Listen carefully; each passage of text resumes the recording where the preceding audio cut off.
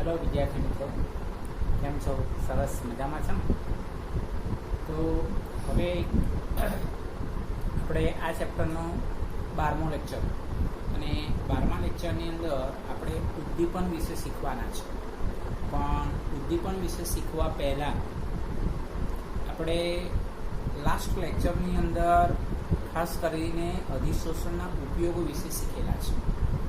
Actually heading હતું અધિશોષણના અનુપ્રયોગો. અનુપ્રયોગોનો મતલબ થાય ઉપયોગ, બરાબર છે?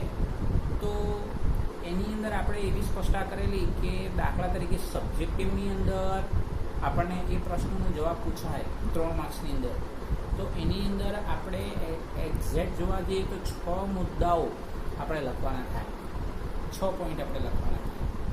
પણ એની અંદર આપેલા છે મુદ્દાઓ 10. તો 10 મુદ્દાઓ એટલા માટે આપણે યાદ રાખવાના છે કે MCQની અંદર આપણને પૂછે કે ભાઈ નીચેનામાંથી અધિશોષણનો કયો ઉપયોગ નથી અથવા ઉપયોગ છે, તો આપણને બધા મુદ્દાઓ તૈયાર કરેલા હોય તો આપણે તો ફરી પાછું આપણે એકવાર એના મુદ્દાઓનું રિવિઝન કરી નાખીએ કે અધિશોષણના ઉપયોગમાં એક તો પહેલો પોઈન્ટ હતો ઉચ્ચ શૂન્યાવકાશ ઉત્પન્ન કરવા, બીજું હતું ગેસ માસ્ક, ત્રીજું હતું ભેજનું નિયંત્રણ, ખાસ કરીને ભેજનું નિયંત્રણ, ચોથું હતું દ્રાવણમાંથી રંગીન અશુદ્ધિઓને દૂર કરવું, દ્રાવણમાંથી રંગીન અશુદ્ધિઓને દૂર કરવું.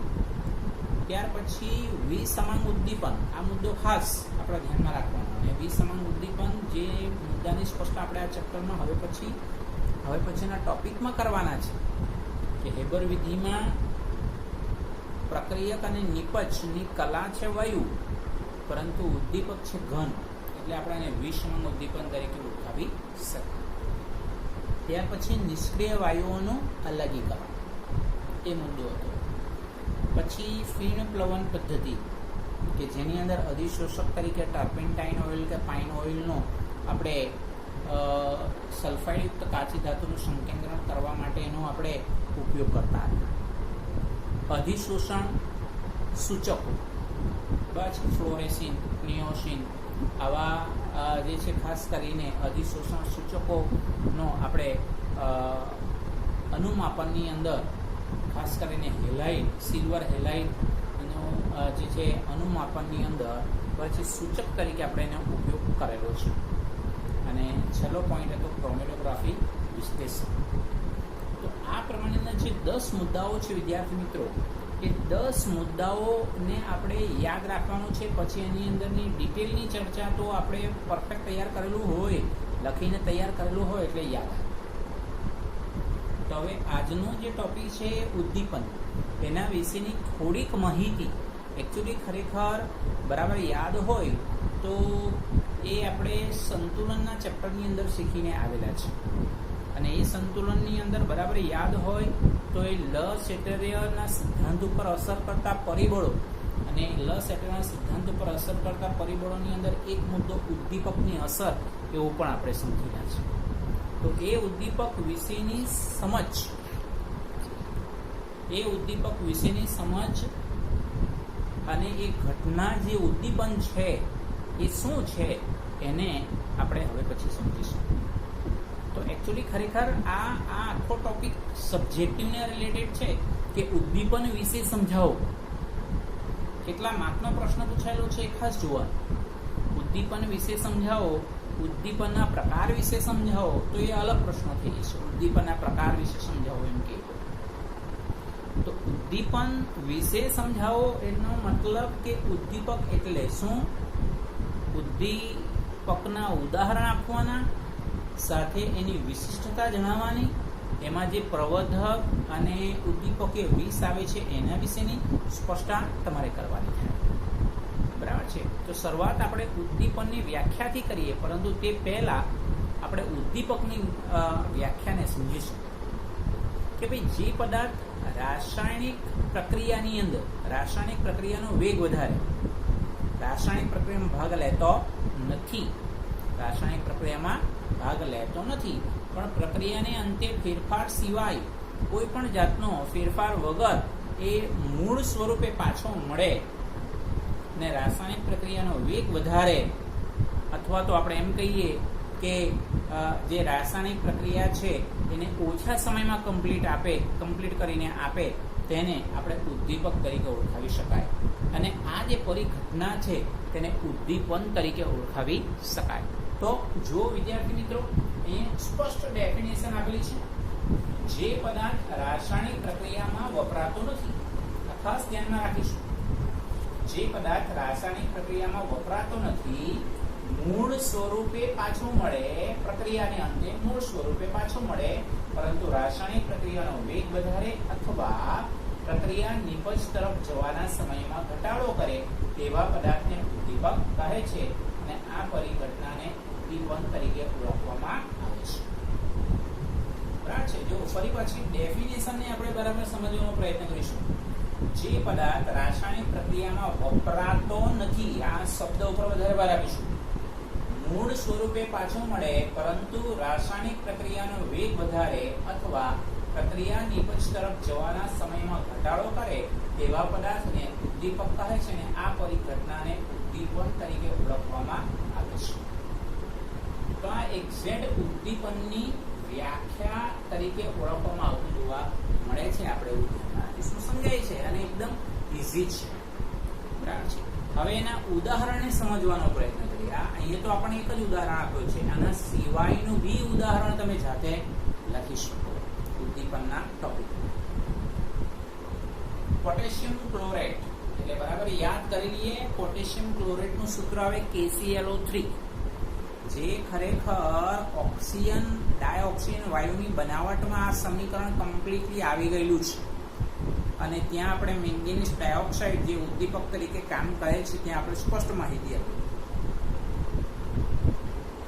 પોટેશિયમ ક્લોરેટને જ્યારે ખૂબ તીવ્રતાથી ગરમ કરવામાં આવે છે તો પણ તે ધીમેથી વિઘટન પામીને ડાયોક્સિન વાયુ આપે છે. જેમ કે રિએક્શન આપેલી છે. જો આ પોટેશિયમ ક્લોરેટનું સૂત્ર, ટેમ્પરેચર કેટલું છે તો કે ભાઈ ટેમ્પરેચર છે 653 થી 873 kelvin temperature, twice KCl + 3O2. એટલે આ પોટેશિયમ ક્લોરેટમાંથી ડાયોક્સિન મળતા ઘણો સમય લાગે છે. એટલે આપણે લેવું છે ધીમી પ્રક્રિયા. આ વિઘટન તાપમાનના ઊંચા ગાળામાં થાય છે, એટલે ટેમ્પરેચર મેક્સિમમ આપણે આપવું પડે તો ડાયોક્સિન વાયુ. પરંતુ બીજો એક તબક્કો લઈએ કે જેની અંદર આપણે ટેમ્પરેચર ઓછું રાખવું પડે અને આપણે ઉદ્દીપકનો ઉપયોગ કરીએ તો ઓછા સમયમાં ડાયોક્સિન વાયુ પડે. આ પ્રક્રિયામાં થોડોક MnO2 મેંગેનીઝ ડાયોક્સાઇડ ઉમેરવામાં આવે છે, ત્યારે સરખામણીમાં એટલે કે આ ઉપરની સરખામણીમાં નીચા તાપમાને 473 થી 633 કેલ્વિન તાપમાને પ્રવેગિત વેગે વિઘટન થતું જોવા મળે. કોનું વિઘટન થાય છે? પોટેશિયમ ક્લોરેટનું. ટ્વાઇસ KClO3 મેંગેનીઝ ડાયોક્સાઇડ 473 થી 633 કેલ્વિન ટેમ્પરેચર. વિદ્યાર્થી મિત્રો, અહીં ઉદ્દીપકને આમ સ્ક્વેર બ્રેકેટમાં લખવામાં આવતું જોવા મળે, આ ખાસ યાદ રાખીશું. એટલે આ બંને રિએક્શનનો ફરક છે કે આ ધીમી પ્રક્રિયા થાય છે, આ ઝડપી પ્રક્રિયા થાય છે. એટલે કે રાસાયણિક પ્રક્રિયાનો વેગ વધારે છે. કોણ? તો ભાઈ મેંગેનીઝ ડાયોક્સાઇડ. એટલે આપેલી પ્રક્રિયા ઓછા સમયમાં કમ્પ્લીટ થતી જોવા મળે અને ડાયોક્સિન વાયુ આપણે પ્રાપ્ત થતો જોવા મળે છે. સમજાય છે વિદ્યાર્થી મિત્રો? ખાસ કરીને આપણે આ જે ઉદાહરણ આપેલું છે એ ઉદાહરણને આપણે ડિટેલમાં સમજૂતી આપેલી છે, ટેમ્પરેચરની સાથે સરખામણી કરેલી છે કે આ ધીમી પ્રક્રિયા છે જેમાં ટેમ્પરેચર આપણે વધારે આપવું પડે, પણ ડાયોક્સિન વાયુ ઘણો સમય લે છે ડાયોક્સિન વાયુ મળતા. જ્યારે અહીં ટેમ્પરેચર ઓછું આપીએ છીએ અને ઉદ્દીપકનો ઉપયોગ કરીએ છીએ તો ખરેખર ડાયોક્સિન વાયુ ઓછા સમયમાં આપણને પ્રાપ્ત થતું જોવા મળે. એટલે ઝડપી પ્રક્રિયા છે, આપણે ધ્યાનમાં રાખીશું. તો વિદ્યાર્થી મિત્રો, આવી માહિતી કોણે આપી? અહીંયા લખ્યું છે જુદા જુદા વિજાતીય પદાર્થોનો ઉદ્દીપક તરીકેનો ઉલ્લેખ બર્જેલિયસ નામના વૈજ્ઞાનિકે કર્યો હતો. હવે જોજો, જુદા જુદા વિજાતીય પદાર્થોનો ઉદ્દીપક તરીકેનો ઉલ્લેખ એટલે આ વાક્યનો કહેવાનો મતલબ શું છે? કહેવાનો મતલબ એક જ છે. જો સિમ્પલ છે, આપણે 3 ઉદાહરણ આપીએ, તેમાંનું એક આ કે ભાઈ KClO3 નું વિઘટન કરવું હોય તો આપણે મેંગેનીઝ ડાયોક્સાઇડ નો ઉદ્દીપક તરીકે ઉપયોગ કરવો. હેબર વિધિની અંદર નાઇટ્રોજન અને હાઇડ્રોજનનો ઉપયોગ કરીને હેબર વિધિમાં એમોનિયા બને ત્યારે આપણે ઉદ્દીપક તરીકે કોનો ઉપયોગ કરીએ છીએ? ઉદ્દીપક તરીકે લોખંડના ભૂકાનો આપણે ઉદ્દીપક તરીકે ઉપયોગ કરીએ છીએ. એટલે પર્ટિક્યુલર સમીકરણ અથવા તો પર્ટિક્યુલર પદ્ધતિ, એની અંદર ઉદ્દીપકની વિશિષ્ટતા અલગ જ હોય. એટલે એ લોખંડના ભૂકાનો ઉપયોગ તમે અહીંયા આ સમીકરણમાં ન કરી શકો અથવા આ પદ્ધતિમાં ન કરી શકો. એટલે એવું કહેવાય કે ઉદ્દીપક વિશિષ્ટ હોય છે. અને અહીંયા સ્પષ્ટ બર્જેલિયસ નામના વૈજ્ઞાનિકે આ બાબતની માહિતી આપી કે ભાઈ જુદા જુદા વિજાતીય પદાર્થો એટલે આપેલા સમીકરણમાં KClO3 પ્રક્રિયક છે, નિપજ ઓક્સિજન વાયુ મળે. જ્યારે હેબર વિધિમાં પ્રક્રિયક તરીકે નાઇટ્રોજન ને હાઇડ્રોજન છે, નિપજ એમોનિયા મળે, પણ ત્યાં ઉદ્દીપક જુદો છે. કોણ? લોખંડનો ભૂકો. તો આવા તો ઘણા ઉદાહરણ આપી શકાય. જેમ કે સંપર્ક પદ્ધતિ આપણે જોઈ ગયા, સલ્ફ્યુરિક એસિડની સંપર્ક પદ્ધતિ, SO2 + O2 twice SO3, તો ત્યાં આપણે ડાયવેનેડિયમ પેન્ટોક્સાઇડનો આપણે ઉપયોગ કરેલો. બરાબર છે, ડાયવેનેડિયમ પેન્ટોક્સાઇડનો ઉપયોગ કરેલો ઉદ્દીપક તરીકે. તો કહેવાનો મતલબ તો એમાં બી ઉદ્દીપક અલગ છે. કહેવાનો મતલબ કે દરેક ઉદ્દીપક એ વિશિષ્ટ હોય છે, એની પોતાની કંઈ ખાસિયત હોય છે. અને એ ઉદ્દીપકની ખાસિયતો કઈ છે, એ ઉદ્દીપકની લાક્ષણિકતાઓ કઈ છે, બુકમાં આ મુદ્દાઓની સ્પષ્ટતા નથી કરેલી, પણ MCQમાં જો આપણને પૂછાય તો એના વિશે આપણે લખવાનું થાય, નોંધવાનું થાય. વિદ્યાર્થી મિત્રો, એટલા માટે અહીંયા આપણે વધારાના મુદ્દાઓ લખેલા છે. આ મુદ્દાઓ આપણને બુકમાં આપેલા નથી, આ ધ્યાનમાં રાખજો. બરાબર છે, પણ આટલા જે 2 પોઈન્ટ્સ લખેલા છે એ બંને પોઈન્ટ્સ આપણને MCQ ને માટે ઉપયોગી થવાના છે. આ ખાસ ધ્યાનમાં રાખજો. બરાબર છે, તો એની અંદર પહેલો મુદ્દો શું છે? પહેલો મુદ્દો છે ઉદ્દીપક પુરોગામી અને પ્રતિગામી બંને પ્રક્રિયાના દર સમાન રીતે વધારે છે. હવે સિમ્પલ આપણે રિએક્શન લખીએ, twice SO2 + O2, પછી પ્રતિવર્તી પ્રક્રિયા twice SO3, ઉષ્માક્ષેપક પ્રક્રિયા, અને પ્રતિવર્તી પ્રક્રિયા ઉપર આપણે સ્ક્વેર બ્રેકેટમાં શું લખતા હતા? ડાયવેનેડિયમ પેન્ટોક્સાઇડ V2O5. એટલે કહેવાનો મતલબ પુરોગામી પ્રક્રિયા તો ખબર જ છે, પ્રક્રિયકમાંથી નિપજ મળવું, અને નિપજમાંથી પ્રક્રિયક મળવું તેને શું કહેવાય? પ્રતિગામી પ્રક્રિયા. પુરોગામી અને પ્રતિગામી પ્રક્રિયાનો વેગ એક સરખો વધારે છે. ઉદ્દીપક એક સરખી રીતે વધારે છે, પરંતુ સંતુલન અચળાંક પર અસર કરતો નથી. સંતુલન અચળાંક એટલે આપણે ખરેખર કોઈ બી સમીકરણ આપેલું હોય તો એ સંતુલન અચળાંકનું મૂલ્ય આપણે લખી શકીએ. નિપજની સાંદ્રતાનો ગુણાકાર છે, એમાં પ્રક્રિયકની સાંદ્રતા. જો વાયરૂપ ઘટકો હોય તો આપણે આંશિક દબાણના સ્વરૂપે લખતા હતા. સંતુલનના ચક્રમાં આપણે શીખીને આવેલા છે. તો આ ઉદ્દીપકને લીધે સંતુલન અચળાંકના મૂલ્ય ઉપર કોઈ ફેર પડતો નથી. સંતુલન અચળાંકનું મૂલ્ય બદલાતું નથી. એનો મતલબ કે ઉદ્દીપકને લીધે નિપજનું પ્રમાણ વધતું નથી. આ યાદ રાખીશું, મોસ્ટ ઇમ્પોર્ટન્ટ પોઈન્ટ લખ્યું છે. સંતુલન અચળાંકનું મૂલ્ય બદલાતું નથી, એટલે કે નિપજનું પ્રમાણ વધારે મળતું નથી. આ વાક્ય રચના મોસ્ટ ઇમ્પોર્ટન્ટ છે, ધ્યાનમાં રાખજો. ખાસ કરીને નિપજનું પ્રમાણ વધારે મળતું નથી. ઉદ્દીપકનો ઉપયોગ કરીએ છીએ તો નિપજનું પ્રમાણ વધારે મળતું નથી.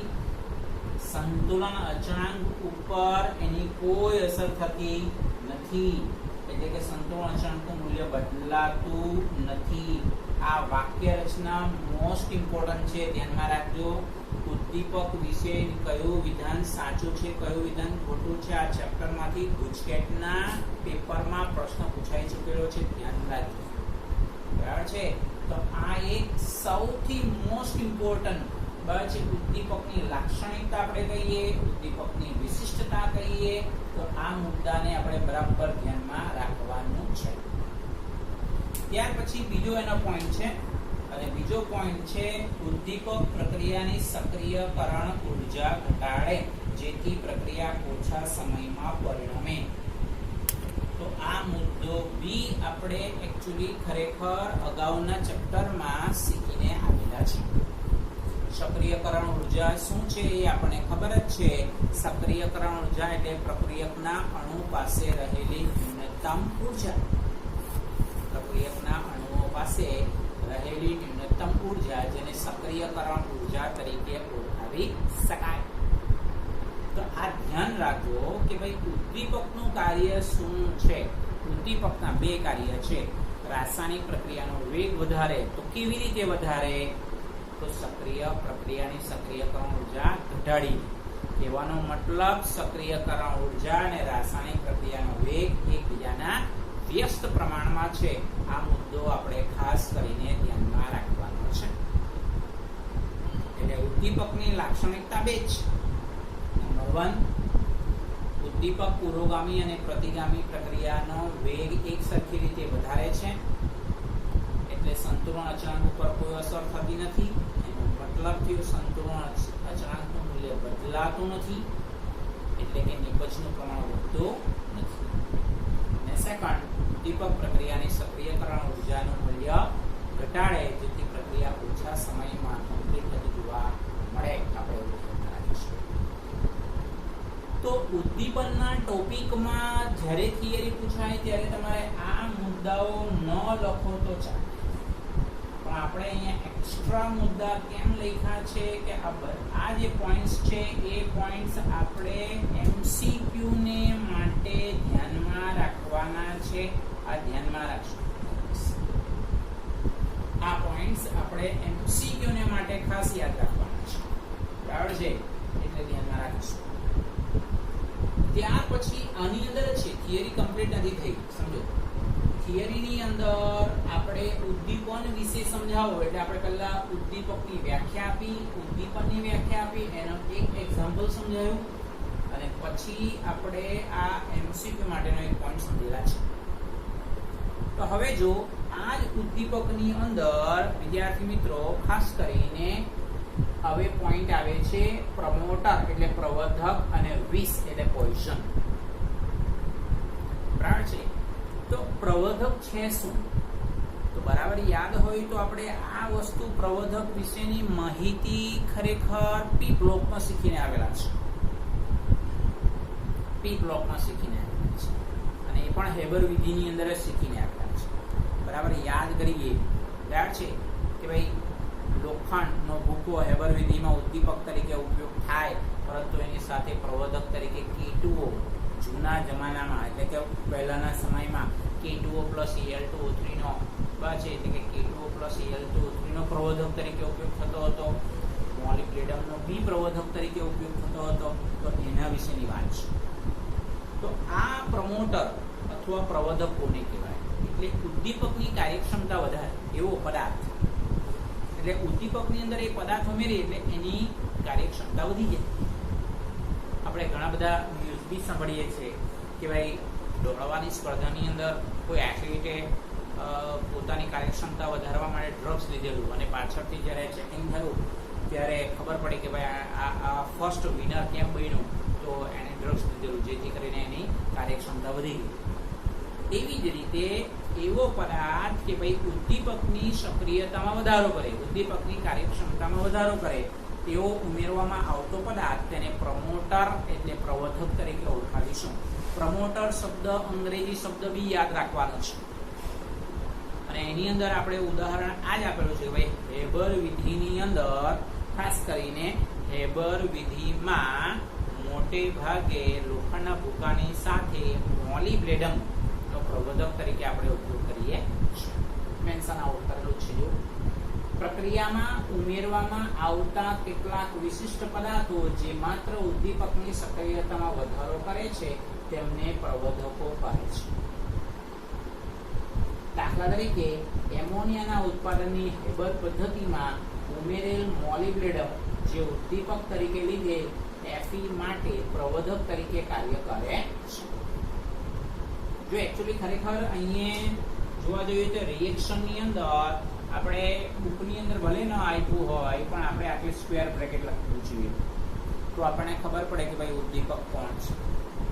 અહીં તમે Fe સોલિડ એમ લખો તો પણ ચાલે અથવા FeO સોલિડ એમ લખો તો બી ચાલે. આયર્નનો ઓક્સાઇડ એનો ભૂકો એ ઉદ્દીપક તરીકે કામગીરી કરે અને એ ઉદ્દીપકની કાર્યક્ષમતા વધારવા માટે આપણે મોલિબ્ડેનમનો ઉપયોગ કરવો પડે. તો મોલિબ્ડેનમ કોણ છે? પ્રબોધક છે, પ્રમોટર છે. આપણે એવું ધ્યાનમાં રાખીશું. બરાબર છે. તો આ એક જે કોન્સેપ્ટ છે એ કોન્સેપ્ટને આપણે બરાબર ધ્યાનમાં રાખવાનો છે. બરાબર છે. એટલે ઉદ્દીપકની સક્રિયતા વધારવા માટે ઉમેરવામાં આવતો પદાર્થ જેને પ્રમોટર અથવા પ્રબોધક તરીકે ઓળખાવી શકાય અને એના માટેનું ફાઇન એક્ઝામ્પલ જે છે એ હેબર વિધિમાં લોખંડના ભૂકાની સાથે મોલિબ્ડેનમનો પ્રબોધક તરીકે ઉપયોગ થાય. ત્યાર પછી એના કરતા ઉલટું પેલામાં ઉદ્દીપકની કાર્યક્ષમતા વધારે, હવે ઉદ્દીપકની કાર્યક્ષમતા ઘટાડે એને ઉદ્દીપકીય વિષ તરીકે ઓળખવામાં આવતું જોવા મળે છે. ઉદ્દીપકીય વિષ તરીકે ઓળખવામાં આવતું જોવા મળે છે. મેં મેન્શન આઉટ કર્યું છે. કેટલાક બાહ્ય પદાર્થો ઉદ્દીપકની સક્રિયતામાં ઘટાડો કરે તેને ઉદ્દીપકીય વિષ તરીકે ઓળખવામાં આવતું જોવા મળે છે. આપણે એવું કહી શકાય. હવે વિદ્યાર્થી મિત્રો ખાલી 2 માર્કનો પ્રશ્ન બી આપણને એવું પૂછાય કે ભાઈ પ્રબોધકો અને ઉદ્દીપકીય વિષ કોને કહેવાય? ઉદાહરણ આપીને સમજાવો તો આપણે આટલું લખવાનું થાય. ઉદાહરણ સહિત વ્યાખ્યા અને ઉદાહરણ. બહુ ઈઝી પ્રશ્નનો જવાબ થઈ જાય આપણી પાસે કે કેટલાક બાહ્ય પદાર્થો ઉદ્દીપકની સક્રિયતામાં ઘટાડો કરે તેને ઉદ્દીપકીય વિષ તરીકે ઓળખાવી શકાય. હવે એના માટે ધ્યાનમાં રાખજો જે ઉદાહરણ આપણે આપેલું છે ને એ જોજો. સલ્ફ્યુરિક એસિડના ઉત્પાદનની લેડ ચેમ્બર વિધિમાં પ્લેટિનમ ઉદ્દીપક જોજો પ્લેટિનમ ઉદ્દીપકમાં કોપરની અશુદ્ધિ ઉદ્દીપકીય વિષ તરીકે ઓળખાય છે. અત્યાર સુધી આપણે બરાબર યાદ છે સલ્ફ્યુરિક એસિડના ઔદ્યોગિક ઉત્પાદનની આપણે સંપર્ક પદ્ધતિ શીખેલા છે. એટલે ઇક્વેશન તમારા સેમ આવશે. twice SO2 plus O2 twice SO3 તો આપણે એરા ઉપર લખીએ V2O5 તો સંપર્ક પદ્ધતિ. પણ twice SO2 plus O2 twice SO3 અને પ્લેટિનમ જો લખીએ તો એ લેડ ચેમ્બર વિધિ બને. બરાબર. તો એ પ્લેટિનમની અંદર કોપર ધાતુની જો અશુદ્ધિ હોય તો એ પ્લેટિનમની કાર્યક્ષમતા ઘટાડી દેતું જોવા મળે. એટલે રિએક્શન જે ઓછા સમયમાં કમ્પ્લીટ થવી જોઈએ તો તેને બદલે વધારે સમય લેતું જોવા મળે. એટલે બરાબર યાદ હોય તો આપણે સંપર્ક વિધિમાં એ સ્પષ્ટતા બી કરેલી હતી કે ખરેખર સંપર્ક વિધિમાં ડાયવેનેડિયમ પેન્ટોક્સાઇડનો ઉદ્દીપક તરીકે કેમ ઉપયોગ કરીએ? એકચ્યુઅલી ખરેખર પ્લેટિનમ બી મોંઘું છે, ડાયવેનેડિયમ પેન્ટોક્સાઇડ બી મોંઘું છે, પણ પ્લેટિનમની અંદર આવી કોપરની અશુદ્ધિ હોય છે એટલે ઉદ્યોગની દ્રષ્ટિએ બસ એ પરવડે એવું પણ નથી હોતું. એટલે ડાયવેનેડિયમ પેન્ટોક્સાઇડનો આપણે ઉપયોગ કરીએ છીએ. આપણે એવું ધ્યાન રાખીએ છીએ. તો વિદ્યાર્થી મિત્રો આ ખાસ આપણે યાદ રાખવાનું છે. ઉદ્દીપકીય વિષનું ઉદાહરણ સલ્ફ્યુરિક એસિડના ઉત્પાદનની લેડ ચેમ્બર વિધિમાં પ્લેટિનમ ઉદ્દીપકમાં કોપરની અશુદ્ધિ ઉદ્દીપકીય વિષ તરીકે ઓળખાય છે. MCQ ને માટે બી આ મુદ્દો ખૂબ અગત્યનો છે. આપણે એવું ધ્યાનમાં રાખીશું. એટલે પ્રબોધકની વ્યાખ્યા અને ઉદ્દીપકીય વિષની વ્યાખ્યા એકબીજા કરતા ઉલટું છે અને આપણે એને ઉદાહરણ સાથે આપણે ધ્યાનમાં રાખીશું. તો વિદ્યાર્થી મિત્રો ખાસ આપણો આ ટોપિક અહીંયા ક્લિયર થાય છે કે ભાઈ ઉદ્દીપન વિશે સમજાવો. જોજો ઉદ્દીપન વિશે સમજાવો એટલે આપણે ઉદ્દીપન ની વ્યાખ્યા આપવાનું, એનું ઉદાહરણ આપવાનું, ખાસ કરીને વ્યાખ્યા અને ઉદાહરણ, અને ત્યાર પછી પ્રબોધક અને વિષ. આ થિયરીની અંદર આ મુદ્દાઓ આપણે લખવાના નથી. ફરી પાછું તમને યાદ કરાવી દઉં. ઉદ્દીપકની લાક્ષણિકતા જેને કીધી, ઉદ્દીપકની વિશિષ્ટતા જેને કીધી, એ લખવાનું નથી. પણ આ આપણે નોંધ નોટમાં ખાસ કરવાની કે MCQ ને માટે આ મુદ્દાઓ યાદ રાખવાના છે. બરાબર છે. હવે જુઓ, આજે આપણે એક નાનો મસ્ત મુદ્દો સ્ટાર્ટ કરીએ જે આવતીકાલે આપણો કમ્પ્લીટ થશે. એ જનરલી આપણને સબ્જેક્ટિવના લેવલ ઉપર આપણને ખાસ કરીને પૂછાય છે કે ઉદ્દીપન એટલે શું, ઉદ્દીપનના પ્રકાર વિશે સમજાવો. અથવા સબ્જેક્ટિવના લેવલ ઉપર આ પ્રશ્ન ન પૂછાય, ધ્યાનમાં રાખો, સબ્જેક્ટિવના લેવલ ઉપર આપણને ન પૂછાય તો આપણે MCQ ની અંદર તો આ જનરલી પૂછાય છે.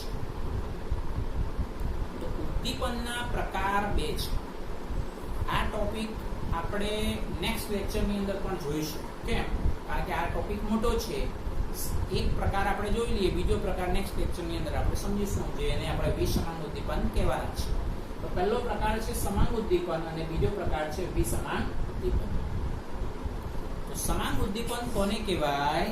તો સમાંગ ઉદ્દીપન જ્યારે પ્રક્રિયકો, નિપજો અને ઉદ્દીપક એક જ કલામાં હોય તેવા પ્રક્રમને સમાંગ ઉદ્દીપન કહેવાય. સમાંગ એટલે એક સરખું.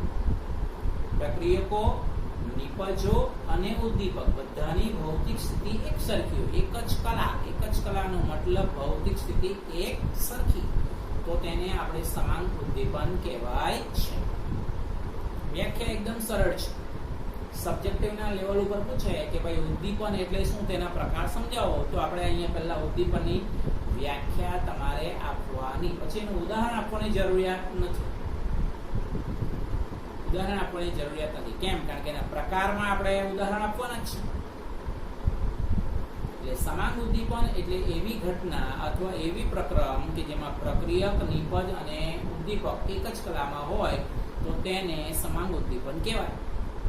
હવે એના ઉદાહરણો તરફ નજર દોડાવીએ તો એના ઉદાહરણની અંદર પહેલું જ ઉદાહરણ છે લેડ ચેમ્બર વિધિ.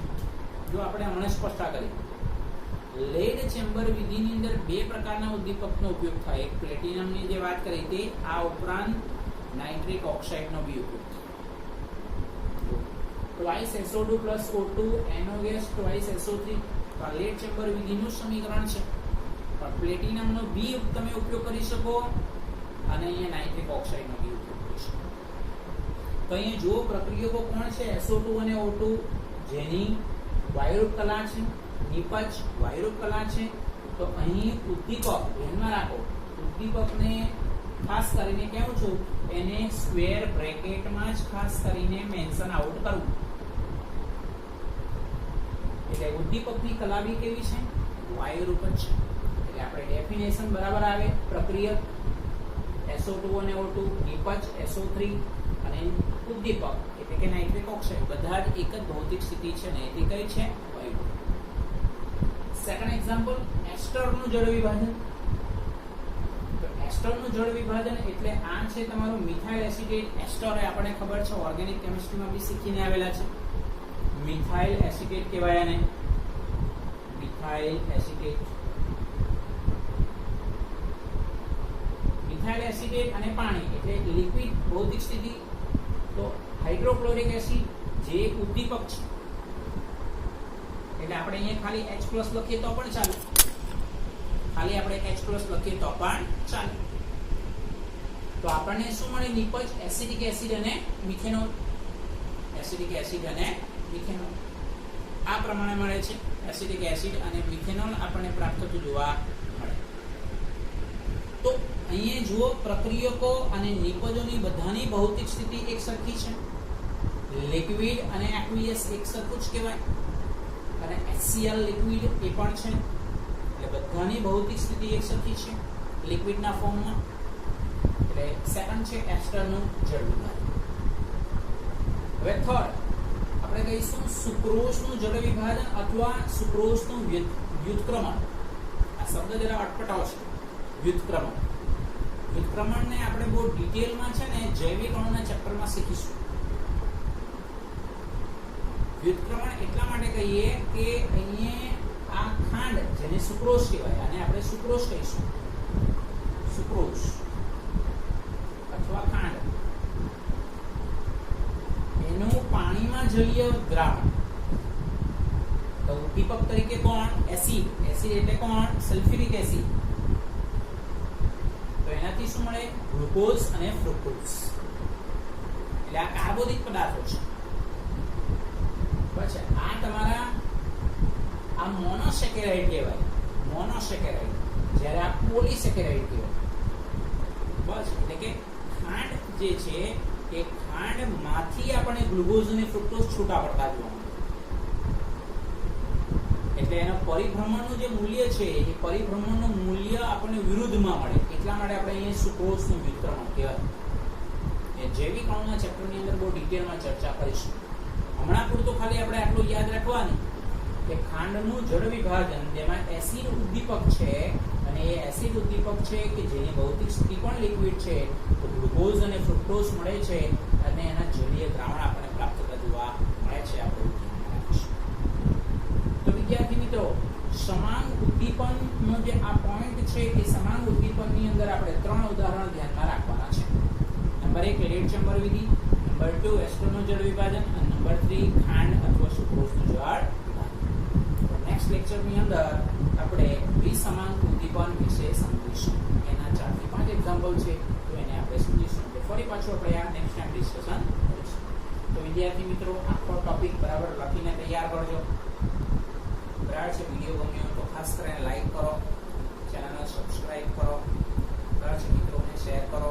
તમે અને તમારા પરિવારની હેલ્થ ખાસ કરીને